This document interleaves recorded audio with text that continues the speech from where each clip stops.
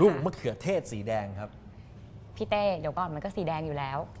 มันเรื่องของเรื่องคือก่อนแล้วเนี่ยมันมีการแชร์กันในโซเชียลในโซเชียล Social มีเดีย media นะครับ ค่ะ บอกว่ามะเขือเทศเนี่ยเชื่อหรือไม่ว่ามันสามารถเพิ่มอสุจิเนี่ยครับหรือว่าน้ำเชื่อของผู้ชายเนี่ยได้ถึง 70% พี่เต้อยากรู้เลยสิก็พอเห็นปุ๊บเนี่ยเราก็เลยอุตส่าห์ไปถามนะครับก็เลยค่ะมีคุณหมอนะฮะซึ่งเป็นหมอเกี่ยวกับระบบทางเดินปัสสาวะว่างั้นเถอะ ค่ะ นะคุณหมอเสริมศิลป์เนี่ยจะมาให้คำตอบกับเราว่าจริงไม่จริงยังไงฮะตกลงมะเขือเทศมันเพิ่มอสุจิได้จริงบ้างครับคุณหมอ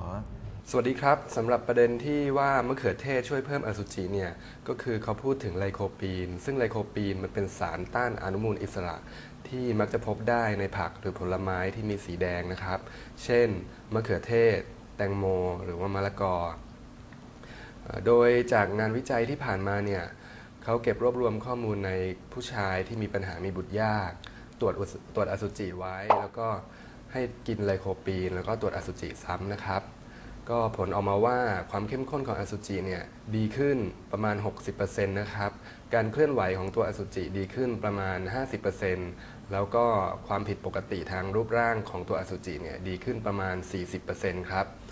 ก็จากข้อมูลนี้เราก็อาจจะตีความได้ว่าไลโคปีนเนี่ยน่าจะช่วยเพิ่มคุณภาพของอสุจิในผู้ชายที่มีปัญหามีบุตรยากได้นะครับแต่ยังไงก็ตามในการที่จะนำไลโคปีนมารักษาภาวะมีบุตรยากเนี่ยเราก็ยังคงต้องการวิจัยเพิ่มเติมต่อไปครับ สวัสดีครับไลโคปีนชัดเลยคือเป็นตัวที่แฝงอยู่ในมะเขือเทศต้องขอบคุณคุณหมอ คุณหมอเลยนะคะคุณหมอเสริมศิลป์นะฮะจริงๆเป็นเพื่อนกันตั้งแต่สมัยม.2 แล้ว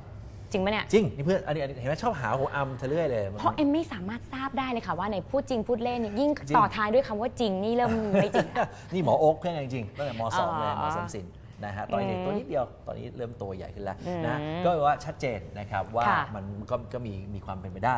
ว่าที่เกิดขึ้นตรงนี้นะฮะทีนี้ต่อ